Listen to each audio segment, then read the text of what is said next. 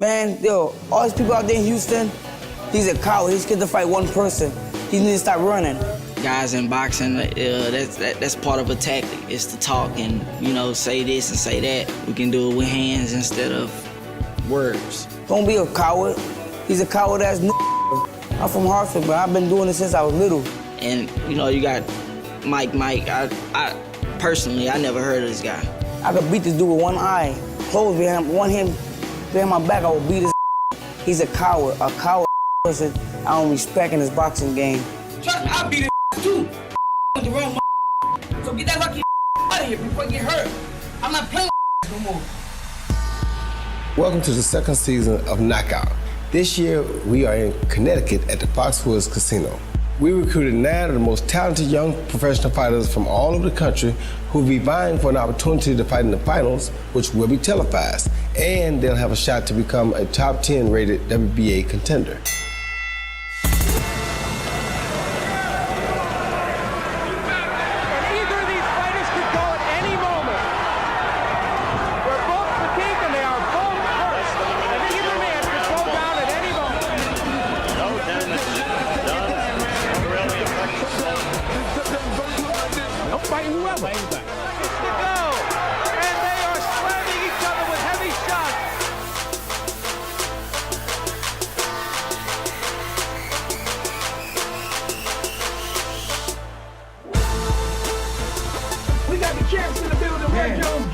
Pound for pound fighter in the world.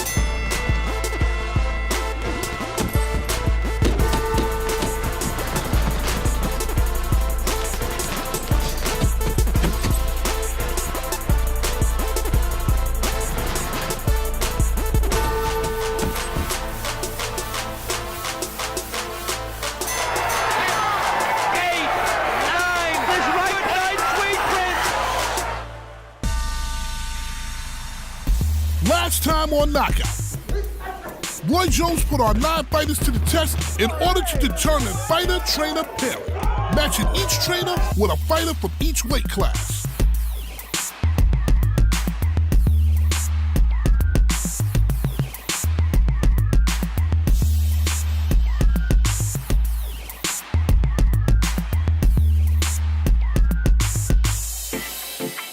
Hot 937 and Hot937.com, Hartford's #1, and we're gonna take it to the ring. We got 2 champions, my man Roy Jones and Sugar Shane Mosley. Now, Roy, you a champion, 4 weight classes, only fighter to start as a light middleweight and win the heavyweight title. Ever in history. Ever.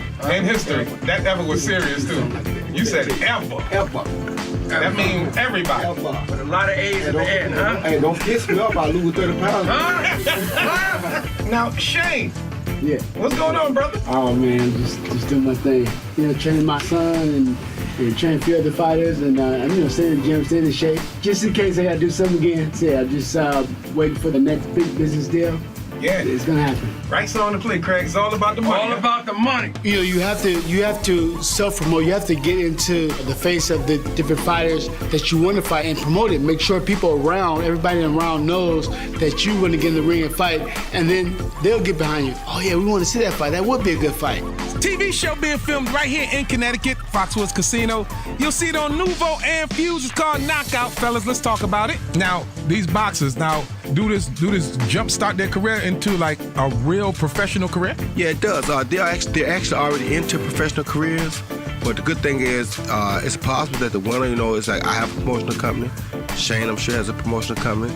So the winners of these these events has a possibility of signing with either one of us to further their professional career, because we try to reach back and do like we did with one another, like I did with him, and help pull the next guy up to the top as well. So this is a perfect opportunity for these guys to get exposed to the world, gets to see them, and it's very possible that they could be signed under one of us and continue on with their career. Definitely get back to the sport of boxing. That's what it's about. So now the boys are going to go to New York to learn about the business of boxing. The sport and the business are totally 2 different things. The sport is what the people see on TV.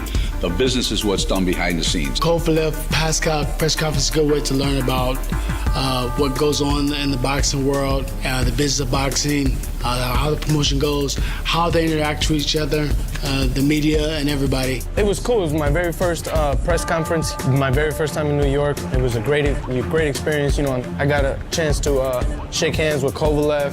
Very big fight. They're gonna win history. They are the best in the division. And I know it's gonna be a very interesting fight.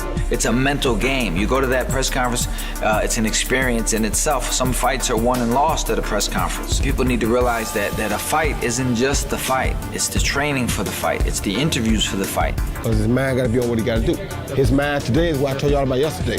Now he got to separate the friendship, and he's opposition now. You know, I've seen guys punch each other, hit each other, push each other at the weigh-in and at the press conference, and that's it. It's a wrap. It's over. Pascal got up, and he all respected Kovalev. He didn't disrespect Kovalev, but he made it a point to show him stand up, walk over him, and let him know, hey, I'm here to fight you. I respect you, but you are going to have a fight on your hand. People don't realize that room was full of a lot of big names in boxing, and you know, it's quite an honor to be put in front of them. I'll definitely be ready for a moment like this. It's my dream, you know, it's what I'm aiming at. It's where I'm headed towards, and I'm constantly trying to stay ready and prepare for that moment when it comes. Coming up, team training gets underway and an argument breaks out amongst fighters.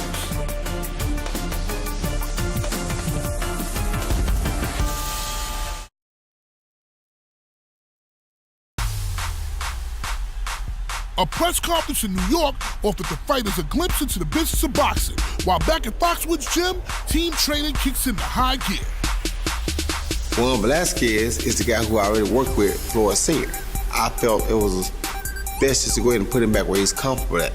Mira, ahora que yo entrenar con Floyd, de verdad nosotros estuvimos entrenando para una pelea mía y ¿qué te puedo decir? Los resultados fueron muy bien porque yo me sentí súper bien. Súper bien, yo cogí una de las mejores preparaciones en mi carrera. He has good power, good distance as well, and he's big for a featherweight. When I found out who the coaches were, I was just like, wow, it's a lot of experience, a lot of depth in the boxing world. Each guy, you know, I feel like they bring something different to the table. Jose Aramabula, he already has punching power. He's a beast with punching power, but he's not really that fluent. So Floyd Sr. teach him how to roll that shoulder for defense, how to turn those shoulders, and to make him a little bit more fluent. Chico is the kind of guy that's going to have to be somebody that really know what the hell they're doing to put something on him. Because if you don't put it on him, he's going to be putting it on you. Keith Tapia, he to me is also a guy who's well-rounded already. Doesn't need a whole lot, but those little things that he does need to take him to that next level, Floyd Sr. can give it. I'm pumped up because I know he knows a lot. Well, like he's Mayweather Sr. No, just say Mayweather, he's a man. My thing is that I like to know that I'm gonna win. You know, I wanna have that kind of feeling in me anyway. You know, by the fighters coming down here doing what they supposed to be doing and jumping rope, hitting bags, training, sparring, you know, shadow boxing, everything that a fighter's supposed to do. The competition of going against this level of opponent, you know, Floyd and Shane. You know, I'm interested in seeing how guys that I work with match up with guys that they work. It's as simple as that. Me and Scott, we go way back since 1988. Because he's a Connecticut kid, you want to lead him with his Connecticut blood, so I had to lead him with John Skully. Because you want to teach guys that when you fight, if you have a home and you have a following, you support that home and that following will support you. I've known Mike since he was 9 years old. I trained Mike, so I know Mike better than anyone, maybe on the face of the earth in terms of his boxing. Raphael Murphy is a strong puncher, and all he wants to do is get close to somebody. That's how Raphael is. He just want to be close to you and make contact.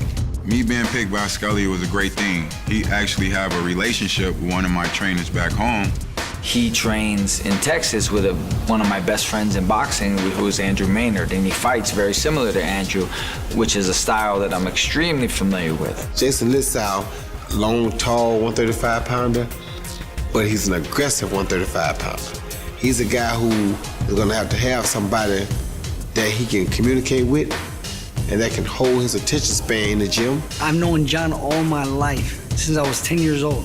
He's gonna have to have a guy who understands him. I'm very comfortable and familiar with his style.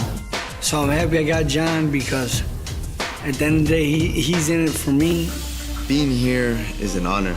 When I was a kid, I looked up to these guys. If you would have told me when I was 12 years old that I'd be here training with them now, I wouldn't have believed you. Rocco Santamauro, he has a lot of weight over his front foot, and Shane will teach him to keep that weight behind his front foot and use his hands as weapons and use his reach. He's a very strong fighter. You know, he does have speed, he has power, he has a lot of determination. He's a hard worker. It's an honor to be on Shane's team. I hope I can pick up all kinds of things, you know. Shane has a way of sitting down on his punches that I don't, so I definitely want to take that from him. Mosley, I just know as a fighter. I followed him a little bit through his career, through his big fights. I've watched him. Dimar Ortuz, he's more of a pop shot fighter. Of the cruiserweights, he seems to have quick hands, but not so much power. Dimar needs a little defense as well, but he needs to work on his combination punches if he's gonna be a quick-handed, not so hard puncher. To work with him, it's a pleasure. He's another one that he can shock you. He doesn't look as good outside the ring when you're watching him, but when you get in the ring with him, he has a subtle foot movement, subtle ways he throws punches off timing, off rhythm. Hylon Williams Jr., probably one of the better fighters already, so he's pretty smooth and pretty well schooled.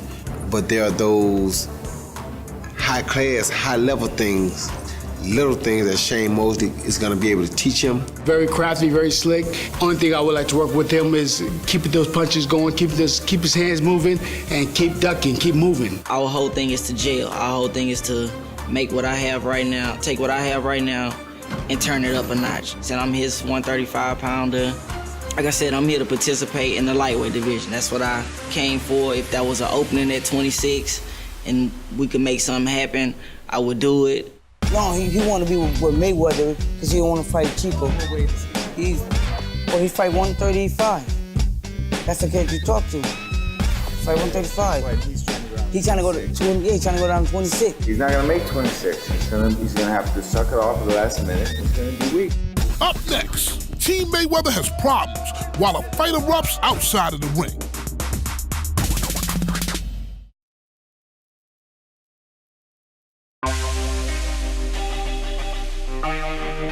As team training continues, Camp Mayweather faces the unexpected loss of their featherweight contender. Juan Carlos, he was a pretty decent fighter. He's sick. I believe they call that cold feet. Maybe he called back home to Vegas and found out who I was. I think I could have add some more on to him while he was here, but He went back home. Oh well, then you're gonna have to bring me somebody else because I came here to fight. I came here to win. he didn't stay that long. You know, he was just here about a day or so, and What if he's really sick? Well, then I hope he gets well. But I seen him. He looked pretty healthy to me. we'll have to give it to somebody else. With the featherweight slot open, Hylon Williams tries to move down in weight only to be called out by Mike Oliver. I had overheard some talk from Mike Oliver that he did not want Hylon moving down in weight to the 126 pounds, to the featherweight. That then translated into trash talk between Hylon and Mike Oliver.